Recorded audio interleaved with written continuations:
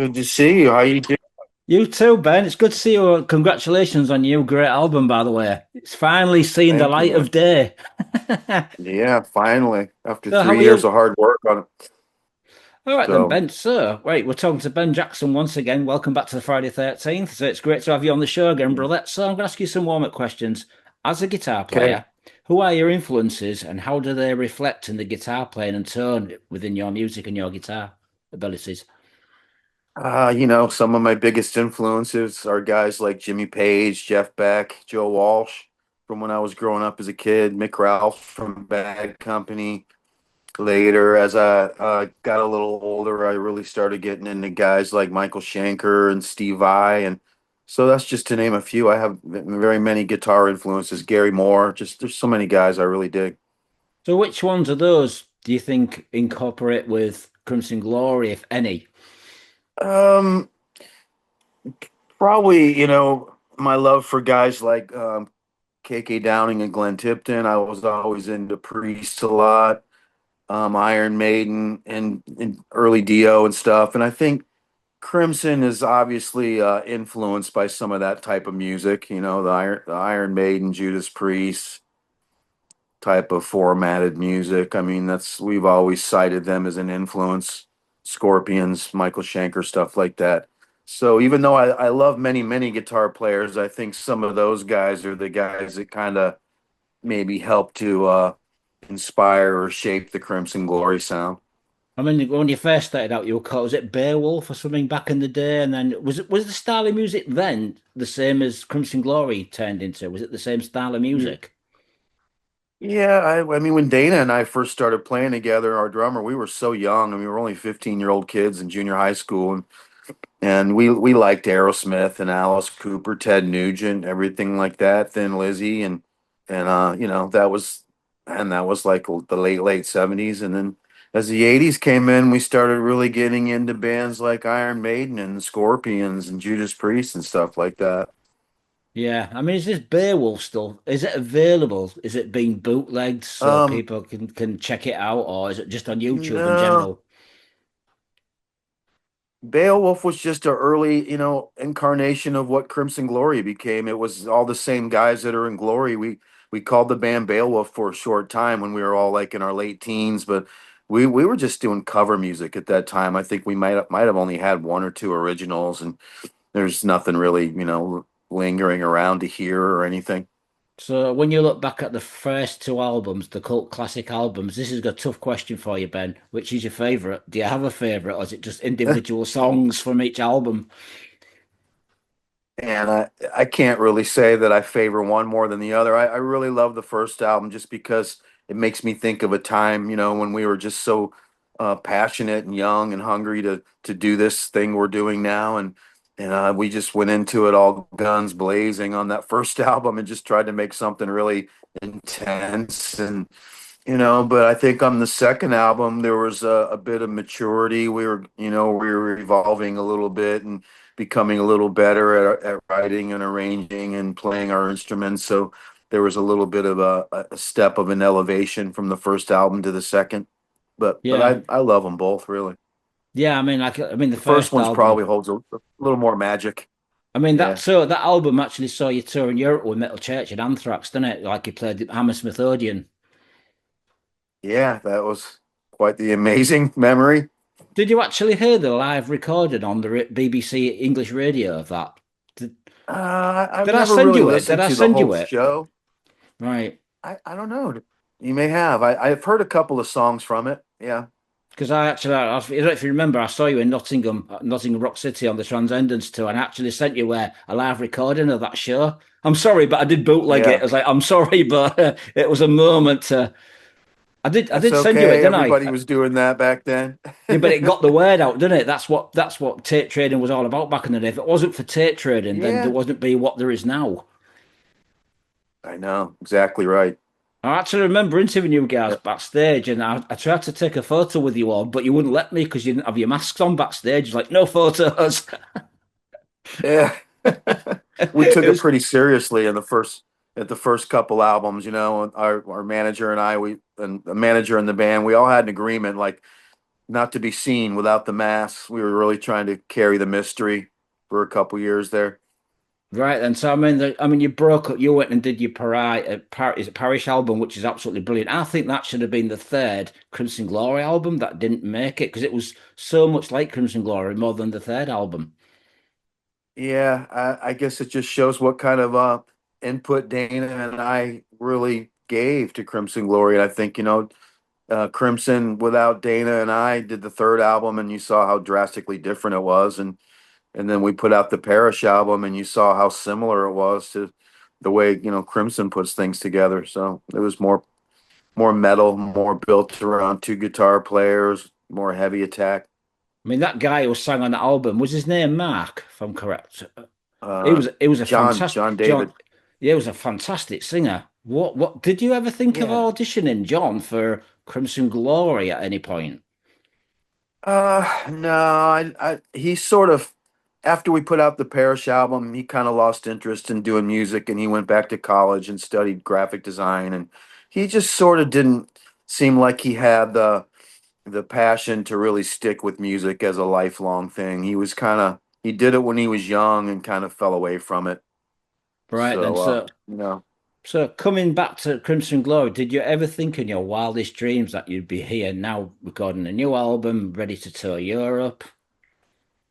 not really, no. I mean, after some of the things we've been through the years, some of the times when we stepped away from it for a while for various reasons. I didn't really know if we'd ever really come back at this level, and with the right people like Travis and Mark that are just making it really click, making it really fun. Just a great, worthwhile experience right now. It's just we're having a blast. So was it the interest of fans, old fans saying, "Come on, guys, you need to reform. There's a lot of things being said about you in the press." Was that started it all? No, it was more just like conversations between Jeff and Dana and I. Some years had passed and we had all done individual solo bands and projects. Um, so many great things we all did, as side projects, but we all missed it, and we just started talking about, what if we brought the band back and just, replace John, and obviously John's a liability to us. Let's just replace him and get a new singer and go on. Right then, so where did you actually find Travis? Great singer, by the way. I mean, how many auditions did you actually go Yeah. through before you actually picked Travis? We spoke with a couple different singers from Greece who were very good, and one guy from Sweden. We spoke with him briefly about, to see if he might be interested in working with us, the guy who sings with Wings of Steel. Oh yeah, he's great. Um, He's a good singer, him, that Swedish guy. Hell of a yeah, singer. he's a super guy too. We wish those guys the best. They're a great young band, and we actually were interested in him, but they just already had so much going for them as a band. He didn't really want to step away from that. He wanted to keep on the path he was on. So he was one of a few guys we talked to, and Travis, Jeff knew him from Facebook. They were Facebook friends. They had interacted a few times and spoke with each other on Facebook. And Jeff said, "Hey, I know this guy in Dallas, Texas. He sings with a band called Infidel Rising. Maybe we should check him out. I think he might be a great candidate, somebody for us to look at." So we did. What other singers, Ben, did you have in mind? Are you allowed to say? That's about it. I mean, two different guys from Greece and Who were the they? the Were guy they, from any, Sweden. what bands were they in The, from Greece? Um, well, the guy that goes by the name Mystique, and I don't know if you know anything about him, but What? he Sorry, you he, broke he up then. reached out to us, and You broke up um, then. What did he say? there What band?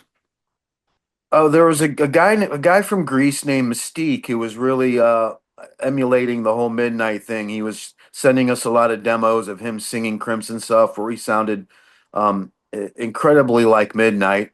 And we were like, wow, this guy's pretty interesting. And we spoke with him for about a year or so and messed with a few song ideas, and it just didn't really pan out with him. And then we talked with Mike Levis, who's also a guy from Athens, Greece. Um, Trying to think of the name of the band he's in. He's in a couple different good bands. We were pretty interested in him because he did really cool video of him singing Red Sharks, and he had it on YouTube. We're like, man, we'll check this guy out. So yeah, we talked to a few different really interesting cats, but we just ended up realizing that Travis was the guy. He was the right guy for us. Do you think obviously the distance between Greece and Florida is a bit of an issue as well? Yeah, yeah, because both of those guys from Greece that we were speaking with were fantastic singers. But if we did end up working with one of them, it might have been a little difficult to get things done, with the long distance part of the part I'm of the guess program. I guess Todd Tor would have been in the band if he hadn't have been in Crimson Glory. Yeah, I mean, well, Todd lives in Florida. He lives in St. Petersburg, which is only less than an hour away from us. So, you know, Uh, Todd's definitely working with Todd would have been convenient because Travis actually lives in Dallas, Texas, so that's a few hours away, and we don't really get to see him that often. Right then. So the We do album. most, So yeah, sorry. yeah, we You do most of our work with Travis just through sending things back and forth, emailing tracks, and he works on his tracks there. We work on ours here, and we combine everything. right then. But he only comes over here for rehearsals, pretty rarely. Right then. So where did you find Mark? Is it Bogmeyer? Bogmeyer his name? Where did you find him? Is he a Yeah, Florida guy? Borgmeyer. Yeah. Yeah, he's a Florida guy. He's been around, he's been around as a close friend of all of us in Crimson Glory for many years. I mean, I've known Mark for 30 years. He's played guitar on a couple of my solo album projects, and he's toured with Crimson Glory and worked as a guitar tech for John and I. He's just a guy that when we knew we weren't going to invite John back, we immediately thought of Mark and thought he would be the best guy to work with, and he's proven that he is. He's doing a fantastic job. Right then. So also on keyboards you've got John, is he just a touring guy, hired guy for the tours? Yeah, his name's John Pyers, because our original keyboard player John Zahner retired Oh, I didn't from know that. live touring. Okay. Yeah, he still plays music here in the local Florida scene with his awesome band called Stormbringer. But he's getting he's a little older than the rest of us, and he just decided he didn't really want to travel and do the whole um wide traveling thing with going on tour with Crimson Glory. So he did some of his last dates with us last year, and then he retired. And still a great friend, will always be with John's honor. But the Brilliant. new guy we have now is a younger guy named John Pyers, and he was recommended to us by Todd Latore, and we were looking for a keyboard player. And Todd said you might want to try out my friend John Pyers, and he's working out great. He's already done many shows with us, and he's going to be the guy, the steady, keyboard player moving forward. Right then. So what band was he in before joining Crimson Glory? I can't even tell you. I mean, he's played with a lot of different bands around the Florida scene. As far as anybody he may have recorded with, I'm not really sure. I'll have to Okay ask him about that. then. No worries, He's Ben. he's So kind of a new young guy coming into the scene. I know he's been in some bands, but I can't really think of the name of any of his bands. right, okay then. So the title of the new album, Chasing the Hydra. Who came up with the title and what other names did you have for the album? Um, I think that was a name Jeff suggested. It was one of the songs that we were working on in the group of songs, and he said, "What do you guys think about this as a title track?" We all thought it was a good idea. It was strong, Right, any other kind of fit titles? into the whole Crimson Glory vibe. Did you have any other titles, Ben, for this album? Not really. I No? think nothing was ever really thought of as the title. When we had the very first song we wrote, Triskaideka, I suggested to them maybe we call the album that, and we have a lot of different versions of the number 13 all over the record or something, twisted all about, and I think that wasn't really an idea that we thought was the best, but you know, I I threw it out there. I go, maybe we could call the album this. But I think Chasing the Hydra seemed like the more obvious choice as far as just the dragons connection and everything. It just kind of falls into the mystique and the whole lore of Crimson Glory. Yeah, as you can see behind me, I've got the artwork here. It looks killer behind you. It really does. I do it with a lot of artists because it stands out when you're doing interviews, but it's really good Yeah, artwork. This is going to look great as a t-shirt. yeah, yeah. It will. So did the We artwork, have a guy named Justice Mitchell. right? And who's he He's a worked with? long time friend of the band, and he actually did the painting for the album Strange and Beautiful as well. Oh, that's a weird album cover. Yeah, he did the artwork for that. That was a painting he did years and years ago, and Jeff reached out to him with the idea for the Hydra cover and said, "What do you think you could come up with for this?" And this is what he came up with. We all really think he did a great job. So this is going to be your backdrop when you play live, the old artwork. Yeah, yeah. I mean, we don't really have a physical backdrop made yet of that, like a cloth one, but as far as any place that has like digital projectors and stuff like that, well, we'll definitely have that up there. Awesome, brilliant. So let's talk about the songs. The album was produced by, is it Tom or Jim Morris? I always get those two guys mixed up. Honestly, the album was produced more by us than Okay. anybody else, and even as an executive producer, Jeff Lords, I think he really, paid keen attention to everything that was going on as we were tracking the whole album. I think, I would just we really just credited the band on the album as the producers. The album says produced by Crimson Glory. Which it was. I mean, a lot of us produced our own tracks. As I was in there tracking guitars, sometimes I'd be in there alone on a night and I'd just say, "Hey, I like what I've done. This is a night." Other nights, Mark would do that but for the most part, Jeff was there a lot and he was, I would say the executive producer of the whole thing. And so that's how it was all done, just pretty much under the keen observance and production of the band itself. The engineer we worked with, his name is Lenny Long. He's a really great engineer, a guy we worked with to lay down all the basic tracks of the instruments here in Sarasota at his studio called Roseland Park Recording. And then after we got everything recorded, we sent all the files and stems up to Morris Sound, and Jeff and I and Mark went up there and sat with Jim Morris as we did all the mixing for the record. So Jim's role on the record was really just a mixing engineer. Right, it's a fantastic production. So, Brave Word Records, what are the labels approach you? How did that come about, the deal with those guys? Not a lot of other labels really. I think we may have sent out a hello or to a couple other labels to see, hey, we're working on a new record. Are you interested? I think a couple of the ones weren't interested, like Nuclear Blast. I think we might have sent out, a little sample to them after the first two songs were done, and they weren't really interested. And I'm happy to be working with Brave Words because obviously they really have their thumb on the pulse of the music scene with this heavy metal news site that they run. I mean, everybody, goes to there to see what's going on with metal and every different band and the news surrounding bands and so they've recently a couple years ago put together a new label and just seemed like they really wanted to get behind the release of the new Crimson Glory album and promised us all kinds of promotion and hard work that would go behind it. So we decided to go with them.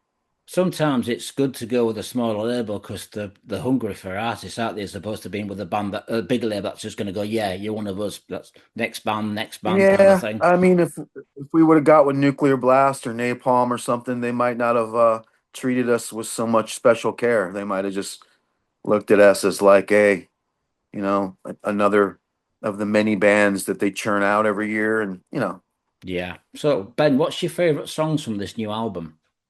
oh wow, I really like a lot of them. I think Armor Against Fate's really turning out to be one of my favorites. Beyond the Unknown, Angel in My Nightmare, Broken Together, Triskaideka. I like them both a lot because I had a pretty big hand in writing those two. All of them. Indelible Ashes is really cool.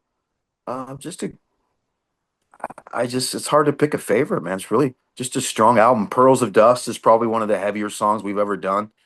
and it just crushes. It's a lot of fun to play it live, and you know, Red in the Sun, powerhouse song. So It's really how good. do you see this album differ from the first two albums? I know the third album was more completely different for what Yeah, you always do. How do you see this as a third?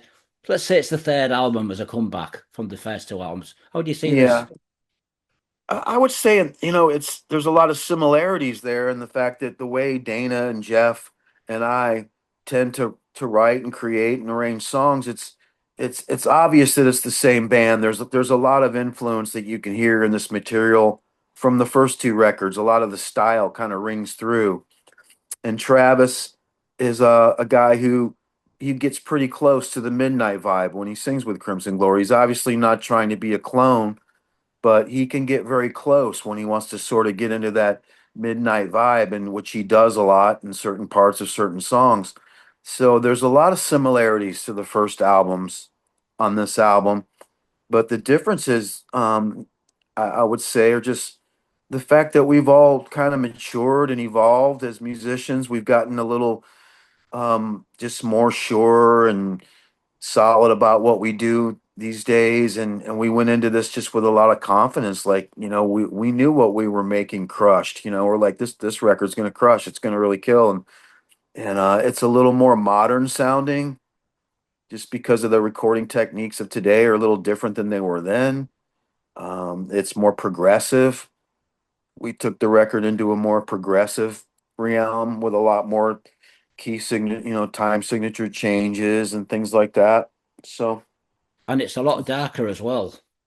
yeah, it's a bit darker with some of the way we tuned the guitars and did some things different on this record.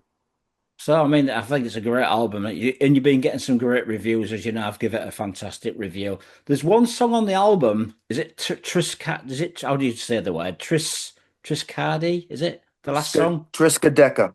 Right. Triskaideka. Do you remember actually sending me that song as an intro for my YouTube channel before it was as a Yeah, of demo course I version? do.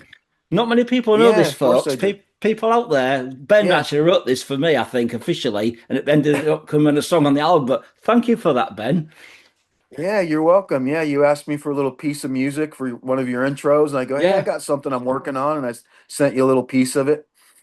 Later, that little piece turned into a Crimson song. maybe you should have put in brackets tribute to Friday the 13th. Yeah, yeah. Well, I mean and the song is called Triskaideka, which means 13. So Oh, that's cool then. Thank you, Ben. So you're going to be touring very, very soon. You're playing some festivals. You're doing Keep It True with Sabotage and Jag Panda. This is going to be a great lineup. What other yeah. festivals are you doing? Because like you say, you're doing festivals, but nothing in England. Well, you mentioned Keep It True Legions is in Germany. We're doing the Alcatraz Festival in Belgium. Many great bands on that one, Sabotage and a lot of great bands. We're doing the Rock Imperium Festival in Spain, in Cartagena, which features Iron Maiden and Queensryche and all kinds of bands. The young band Wings of Steel, I mentioned, Crimson Glory, Sabaton. It's just a great festival, and it's also our first time playing in Spain. So that's going to be cool. We're doing the Into the Grave Festival in the Netherlands with Queensryche and many other good bands. One's called the Golden R Festival in Greece where we're playing. So we have great festivals over the summer we're playing. It seems to be doing quite a lot with Queensryche. Does this mean you're going to have a reunion with Todd on stage, probably doing something like Red Sharks together? That would be so cool if we could, but I've already noticed that when we play in Spain at that Rock Imperium Festival, we play a day or 2 days before they do, and I think on the day Queensryche plays, we're going to be gone already playing in another country because we play Bulgaria like the next day after we play Spain. So I don't even think we get to stick around to see Iron Maiden, which I'm pretty sad about. So if Queensryche was going to be there on the day that we're playing, of course Todd would be invited to come up and sing a song with us. We would love that, but I don't think they're going to be there on the same day that we're going to be there. That really is a But they're shame. actually on a few different festivals that we're playing this summer, so you never know. You might You get know, lucky. You might it get might we lucky. might get lucky. I mean, it would be, a pleasure for us to have Todd come up and sing a song with us. Right, Ben, I want to thank you once again for doing this interview. It's always a pleasure to speak to you, and I'm looking forward to meeting you again at some point in the future. Do you have anything to say to the Yeah, me people too. watching this on YouTube? Well, hey everybody, just look out for the new album, Chasing the Hydra. I hope you all like it. We've been gone way too long, and we're just really happy to be back and bringing the metal back to the fans. We can't wait to see you all out there. Are you doing any shows in the UK? That's another question I was going to ask you. Is anything? Nothing's planned. Nothing's really on the books right now, my friend, but we definitely will. We'll make something happen there. We can't wait to get back there. We got many friends there. Right, Ben, have a fantastic day. I'll send you this interview when it's online.